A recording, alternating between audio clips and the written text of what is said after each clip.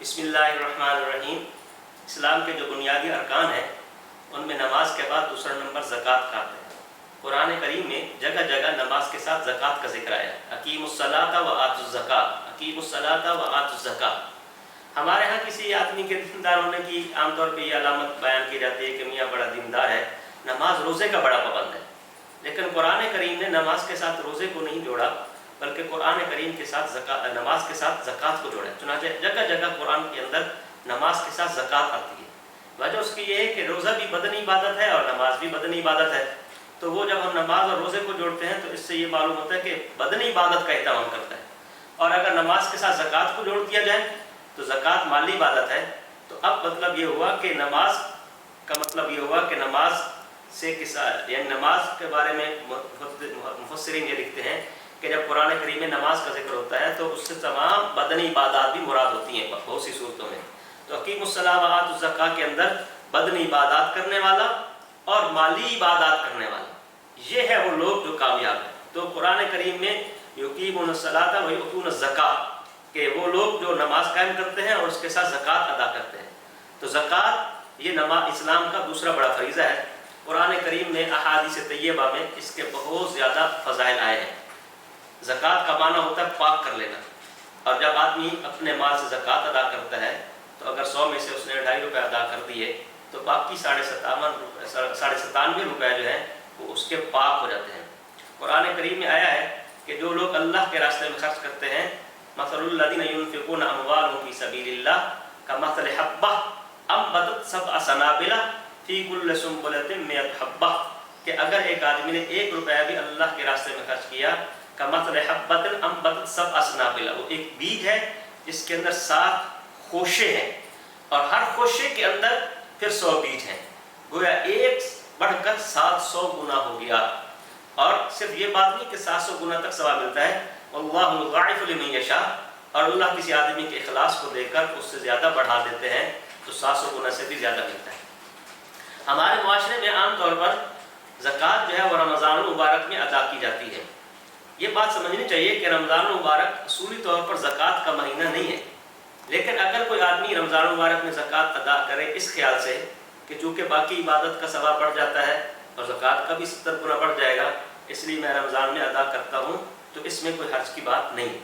ورنہ زکوٰۃ کے بارے میں اصولی بات یہ ہے کہ بالغ ہونے کے بعد آدمی کی ملکیت میں سونا، چاندی، نقد رقم اور مال تجارت، 4 چیزیں، سونا،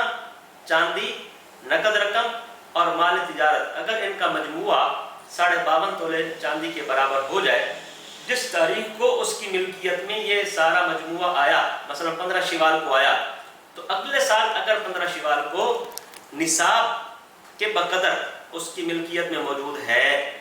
نصاب کے بقدر اس کی ملکیت میں موجود ہے، مثلا اس سال 15 شوال کو اس کی ملکیت میں 2 لاکھ تھے، اگلے سال 15 شوال کو اس کی ملکیت میں 2.5 لاکھ ہو گئے، تو اگلے سال 15 شوال کو 2.5 لاکھ روپے کی زکوٰۃ ادا کرے گا۔ اب 15 شوال کو اس کی ملکیت میں جو کچھ ہے اس پر زکوٰۃ واجب ہوگی، ہر مال پر الگ سے سال گزرنا شرط نہیں۔ لہذا اگر اس کے پاس 10 شوال کو 1 لاکھ تھا اور 12 شوال کو 50,000 تھے، پھر 15 شوال کو 2 لاکھ اور آ گئے اور 15 شوال کو اس کے 2.5 لاکھ پورے ہو گئے، 14 شوال کو 2 لاکھ اور ہو گئے اور 15 شوال کو 2.5 لاکھ ہو گئے، تو اب اس کو 2.5 لاکھ کی زکوٰۃ ادا کرنی ہے۔ جو 14 شوال کو 2 لاکھ آئے ہیں اس پر الگ سے سال گزرنا شرط نہیں، اور اس کے اندر سال کا آغاز جو ہوگا وہ قمری مہینوں کے اعتبار سے ہوگا، جیسے میں نے شوال کی مثال دی ہے۔ لیکن ہمارے معاشرے میں عام طور پر لوگوں کو یاد نہیں رہتا کہ جب میں بالغ ہوا تھا اس کے بعد پہلی مرتبہ میری ملکیت میں نصاب کے بقدر مال کون سی قمری مہینے کی کس تاریخ کو آیا تھا، اکثر لوگوں کو یاد نہیں ہوتا۔ تو اس کا پہلا حل تو یہ ہے کہ ان کو اپنے ذہن پر زور دینا چاہیے، دباؤ دے کر کوشش کرنی چاہیے کہ میں سوچ کر کسی نتیجے پر پہنچوں، اور اگر کسی نتیجے پر پہنچتا ہے غالب گمان کے بعد تو پھر وہی تاریخ اس کی سال کی شمار ہو جائے گی۔ اگر وہ سمجھتا ہے کہ جب شادی ہوئی تھی تو اس وقت میں جو ہے نا میری ملکیت میں آیا تھا اور شادی جو ہے شعبان میں ہوئی تھی مثلا، تو پھر ہر سال شعبان کو اپنی تاریخ بنا لے۔ لیکن اگر کسی طرح یاد نہیں رہتا اور وہ رمضان کو اپنا بنانا چاہتا ہے زکوٰۃ کا سال، مثلا 1 رمضان کی تاریخ رکھنا چاہتا ہے، تو ایسی مجبوری میں اس کی بھی گنجائش ہے، تو پھر وہ اس تاریخ کو یعنی 1 رمضان کو اس کی ملکیت میں جو کچھ ہوگا وہ اس کے اوپر اس کو زکوٰۃ ادا کرنی ہوگی۔ زکوٰۃ جن چیزوں پر واجب ہوتی ہے جو اثاثے ہوتے ہیں، وہ اثاثے بنیادی طور پر اس بارے میں 3 طرح کے اثاثوں کو یعنی ان پر بات کی جاتی ہے۔ ایک وہ اثاثے جن پر زکوٰۃ ہے، اور ایک وہ اثاثے جن پر زکوٰۃ نہیں، اور ایک وہ لائبلٹیز، ذمہ داریاں جو قابل زکوٰۃ اثاثوں سے مائنس ہوتی ہیں۔ یعنی بعض اثاثے ایسے ہوتے ہیں کہ ان پر زکوٰۃ تو واجب نہیں ہوتی لیکن وہ مائنس بھی نہیں ہوتے۔ مثلا گھر ہے رہنے کے لیے، گاڑی ہے اپنی ضرورت کے لیے، تو ان چیزوں پر زکوٰۃ واجب نہیں، لیکن اس کا یہ مطلب بھی نہیں ہے کہ ان کو زکوٰۃیبل ایسٹ سے مائنس کیا جائے۔ یہ نہ پلس ہوتے ہیں نہ مائنس ہوتے ہیں۔ پلس جو ہوتی ہیں وہ 4 چیزیں ہوتی ہیں۔ سونا چاہے کسی بھی شکل میں ہو، زیور کی شکل میں ہو، پہننے والا زیور ہو، ڈلی کی شکل میں ہو، چاندی چاہے کسی بھی شکل میں ہو، نقد رقم کیش کسی بھی شکل میں ہو۔ کسی بھی شکل میں ہونے کا مطلب یہ ہے کہ گھر میں رکھا ہوا ہے، بینک اکاؤنٹ میں رکھا ہوا ہے، کسی کو قرض دیا ہوا ہے، کرنٹ اکاؤنٹ میں رکھا ہوا ہے، سیونگ اکاؤنٹ میں رکھا ہوا ہے، کسی کرنسی کی شکل میں ہے، پاکستانی کرنسی میں ہے، USD ہے، کسی اور ملک کی کرنسی میں ہے، کسی بھی شکل میں ہے۔ اور چوتھی چیز ہوتی ہے مال تجارت۔ مال تجارت اس کو کہتے ہیں